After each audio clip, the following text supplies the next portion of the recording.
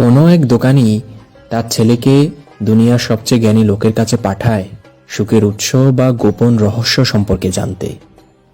ছেলেটি 40 দিন ধরে মরুর পথ অতিক্রম করে অবশেষে হাজির হয় বিশাল এক পর্বতের উপর বানানো সুন্দর অট্টালিকার সামনে। এখানেই সে জ্ঞানীর বাস।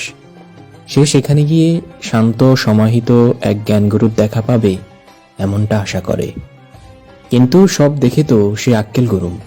কেল্লার মূল কামরায় সে কি ব্যস্ততা! মানুষ কোনায় কোনায় নানা আলাপে মশগুল। বণিকেরা যাচ্ছে আর আসছে, আরেকদিকে মৃদুমন্দ বাজনা বাজছে। আর টেবিলের উপর পৃথিবীর সেই প্রান্তে যত ধরনের সুস্বাদু খাবার দেখা যায় তার সব থরে বিথরে সাজানো। একে একে মানুষ যাচ্ছে জ্ঞানী লোকটার কাছে। তার পালা আর আসে না। পাকা 2 ঘন্টা পর তার যাবার সুযোগ হলো। জ্ঞানী লোকটা শান্তভাবে তার আসার ব্যাপারে সব শোনে, তারপর জানায় এখনই সুখে থাকার রহস্য জানানো যাবে না। জ্ঞানী লোকটা 2 ফোঁটা তেল সহ একটা চায়ের চামচ ছেলেটির হাতে ধরিয়ে দিয়ে বলে, তুমি বরং আগে আমার প্রাসাদটি ঘুরে দেখো, এবং বলে, যাই করো যেখানেই যাও খেয়াল রেখো তেলটুকু চামচ থেকে পড়তে দিও না।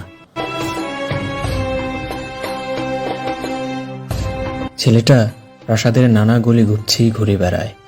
উঠতে নামতে থাকে নানা দৈর্ঘ্যের সিঁড়ি, কিন্তু তার চোখ সর্বদা হাতে থাকা তেলটুকুর উপর নিবদ্ধ। এরপর সে ফিরে আসে জ্ঞানী লোকটার ঘরে। প্রশ্ন করে লোকটা, আমার খাবার কামরায় ঝুলতে থাকা পারস্যের পর্দা দেখেছ? আর যে বাগানটা বানাতে মহামালির 10 বছর লেগেছিল সেটাও কি দেখেছ? আর লাইব্রেরির সুন্দর পার্চমেন্টগুলো দেখেছ নিশ্চয়ই। অস্বস্তিতে পড়ে যায় ছেলেটা এবং স্বীকার করে এসবের কিছুই সে দেখেনি। শুধু খেয়াল রেখেছে যেন চামচ থেকে তেলটুকু পড়ে না যায়। তাহলে ফিরে যাও আর দেখে এসো আমার সব বিস্ময়কর জিনিস।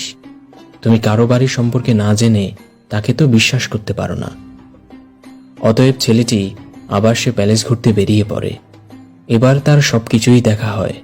এমন বাড়ি দেখতে পারাও সৌভাগ্যের ব্যাপার মনে মনে ভাবে সে। প্যালেসের দেয়াল জুড়ে অপূর্ব কারুকাজ, অপরূপ সুন্দর বাগান, আর বাগান জুড়ে ফুলের শোভা। প্যালেসের চারধারে বিশাল পর্বতমালা, সাবধানে এনে জড়ো করা সব বিস্ময়কর জিনিস। এরপর ফিরে যায় লোকটার কাছে এবং তার দেখা সব বিস্ময়কর জিনিসের বর্ণনা করে। কিন্তু তোমার হাতে তুলে দেওয়া তেলটুকু কোথায়? চামচের দিকে তাকিয়ে ছেলেটা অবাক হয়ে দেখে তেল নেই সেখানে। অতএব আমি তোমাকে একটি মাত্র উপদেশ দিতে পারি, বলে সেই জ্ঞানী লোকটা। সুখের গোপন উৎস হলো তোমাকে পৃথিবীর সব বিস্ময় দেখতে হবে, সেই সাথে মনে রাখতে হবে চামচের উপর থাকা 1 বিন্দু তেলের কথাও।